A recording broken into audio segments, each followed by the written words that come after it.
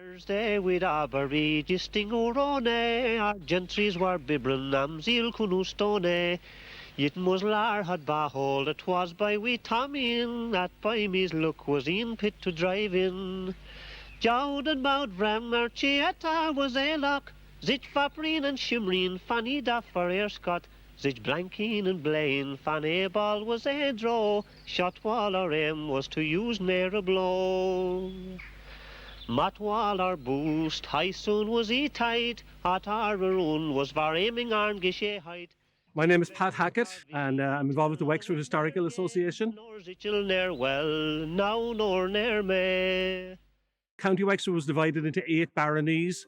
So the Normans created these, and when they landed at Baginbun and moved inland, they brought people from the place they came from Wales, and they were the colonists who lived in these areas. And it was a very distinctive area. They didn't mix much with the native Irish, who controlled the rest of the county.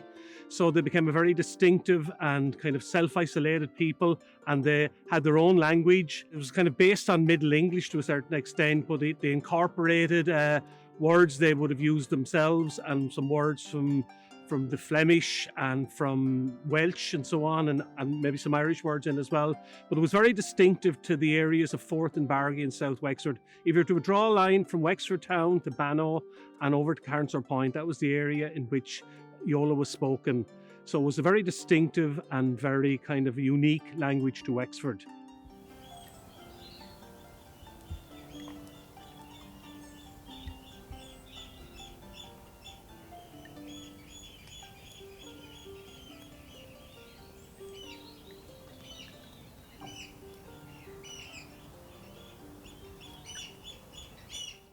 They would have lived self-sufficiency, really. You know, they farmed and they traded amongst themselves. They would have very little dealings with the outside areas because I suppose they would have been attacked and their cattle would have been stolen and their crops would have been. So there was all those skirmishes and so on going on. But they kind of more or less stuck to their own devices, and they kind of they lived there in those areas around South Wexford. But they really tried to eke out a living on the kind of, but I suppose the soil was good in that part of Wexford, so they were able to grow crops and trade and rear animals. So I suppose there were shepherds, farmers, herders, that kind of thing, and they would have, I'm sure they would have hunted and done things like that, lived off the land in other ways also.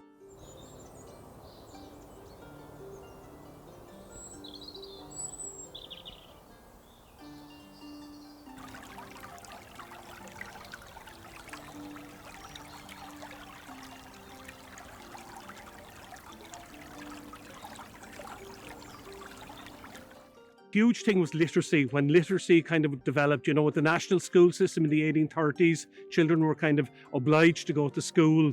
So the language of schools at that time was English. So to get on, you had to learn English. So their own language was under threat, but their way of life was kind of considered to be, and their language was considered to be old-fashioned and backdated. So to get on, like, and to improve their circumstances, they had to really learn and take on board the new language of English and speak, you know, the language of authority.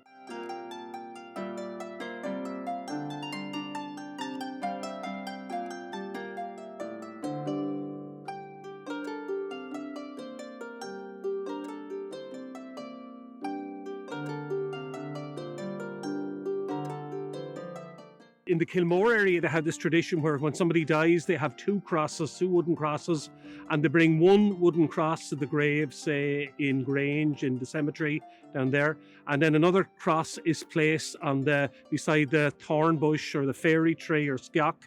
And this was kind of a link between, you know, the pagan customs and the Christian customs, and it was beside ancient mass paths as well. But they had great regard for this hawthorn or whitethorn tree.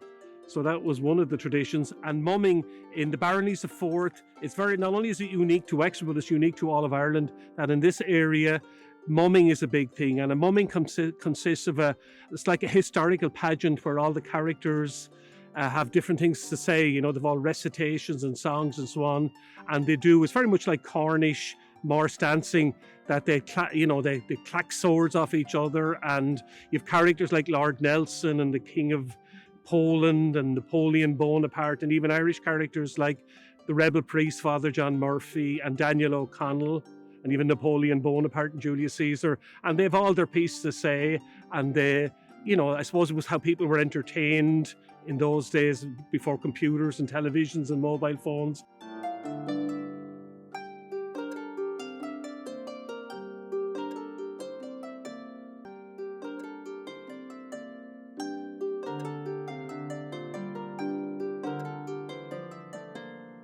Well, there are some words kind of, particularly native Wexfordians when they're speaking, you can pick up certain words like in